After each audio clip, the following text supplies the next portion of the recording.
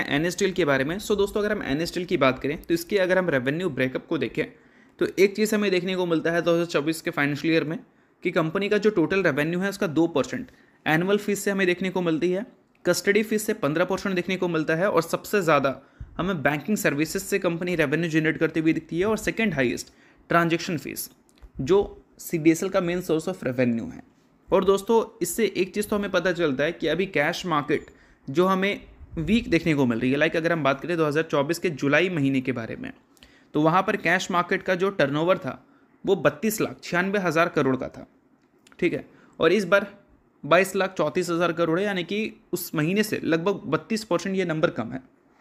तो जो कंपनी सिर्फ कैश में डील करती है, लाइक सीडीएसएल हो या फिर एनएसडीएल हो, तो उसके नंबर्स ऐसा नहीं कि ज़बरदस्त आ जाएंगे Q3 में, उसके नंबर्स में एक रिकवरी दिख सकती है। और रिकवरी काफ़ी ज़्यादा ज़रूरी भी है एनएसडीएल के लिए और सीडीएसएल के लिए, क्योंकि अगर हम बात करें हाल ही में रिपोर्टेड नंबर के बारे में, तो Q2 कंपनी के लिए फिर भी चलो ठीक था, ईयर ऑन ईयर बेसिस पे 12% की ग्रोथ कंपनी ने रिपोर्ट की।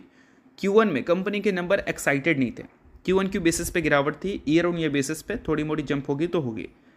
नहीं ईयर ऑन ईयर बेसिस पे भी आपको गिरावट देखने को मिल रहा था। बट अगर इस बार 12% की ग्रोथ कंपनी ने रिपोर्ट की है तो कोई आउटस्टैंडिंग ग्रोथ नहीं है ये, क्योंकि करंट टाइम में अगर हम सीडीएसएल और एनएसडीएल के वैल्यूएशन की बात करें तो दोनों 69-65 की पी के आसपास आपको देखने को मिल रही है। तो इसका मतलब क्या है, वैल्यूएशन वाइज कोई कंपनी सस्ती नज़र नहीं आ रही है।